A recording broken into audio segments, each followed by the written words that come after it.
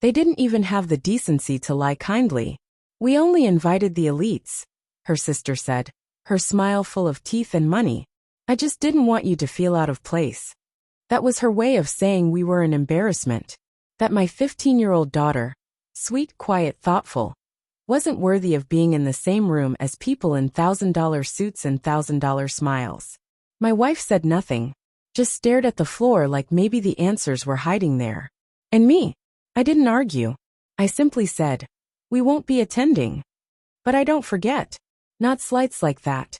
Not when they bruise my daughter's spirit. Her family never liked me.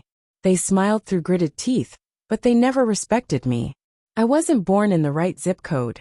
I didn't grow up skiing in Aspen or inheriting a company. I built my life with calloused hands and a steady mind. Modest, honest, respectable. But never enough for them. They used to whisper that my daughter looked like me. That was never meant as a compliment. Not coming from them. But skipping the wedding. Being told outright for the first time.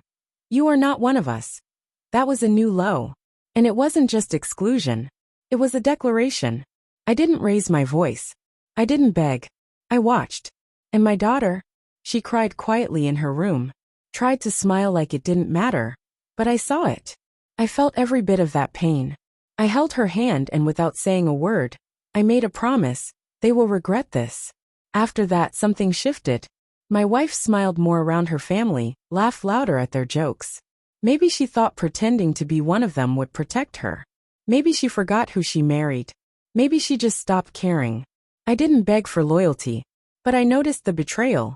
At the wedding, they posted pictures like trophies. My wife glowing beside her sisters, all dressed in coordinated gowns and icy pride.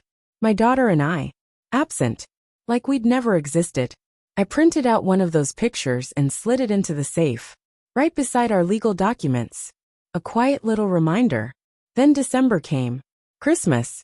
My wife said it was our turn to host. Her sisters would come. Their smug husbands. The nieces and nephews. Her mother slurring through wine. I smiled. Of course, I said. Let's make it memorable. And so I made one change. A quiet one. The house. The one we'd lived in for 17 years. The one I worked my whole life to pay off. That house became my daughter's. Legally. Irrevocably. Transferred to a trust I'd been building for years. She was the sole beneficiary. The paperwork was tidy. The deed was signed. Notarized. Filed. No drama. No discussion. On Christmas Eve, the family arrived in their luxury cars and polished egos. My wife passed out wine. I played the role of gracious host. My daughter wore her navy dress, the same one they had once made her feel small in. She looked radiant. She was radiant. But I still saw the way the room swallowed her, like she didn't belong. Again. Then the conversation turned, as it always did, to money. Properties. Investments. My wife's sister bragged about her Malibu home. And then so softly my daughter said, "Oh, this house. It's mine." They laughed. Dismissed it. But I didn't. I stood. Looked each of them in the eye. "She's right," I said. "I transferred the deed last month. It's hers now." Silence dropped like a guillotine. My wife blinked. "You what?" "I signed it over," I repeated. "It's in her trust. Irrevocable." Her mother put down her wine glass. "Without consulting your wife?" I looked around the room. Let them see the truth in my face. I consulted the only person whose future I care about. My daughter's. My wife opened her mouth, but nothing came out.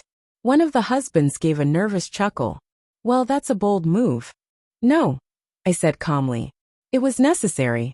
Given how this family values appearances, I thought it was time my daughter owned something none of you could take from her. Something you couldn't exclude her from." No one had much to say after that. They drank what was left of their wine, and left before midnight. The house was too quiet after. My wife didn't come to bed that night. 2 days later, she packed a suitcase and left. No speech. No anger. Just left. Back to her sisters. Probably thought I'd chase her. I didn't. She filed for separation. I didn't object. She wanted the house, of course. My lawyer sent her the deed. When she saw our daughter's name on it, she cried in court. Claimed coercion. Said I had manipulated her. Done it without her consent. But the documents were clear, clean, dated, notarized.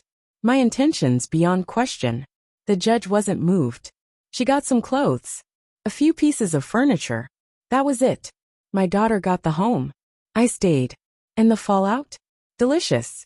Her sisters turned cold the moment they realized she had nothing left to offer. No home to host their parties in. No seat at the table of pretend perfection. She tried to climb their ladder, and I pulled out the rung beneath her. But my daughter? She bloomed. Confident. Steady. Unapologetic. She knew now. I would never let them, or anyone, decide her worth again. Sometimes I see her sitting by the window, reading a book in that same navy dress. The one they once mocked. The one she reclaimed. She looks out at the world they tried to keep from her and knows. She owns more than they ever will. I don't need applause. I don't need vengeance. Just one quiet move. That was enough.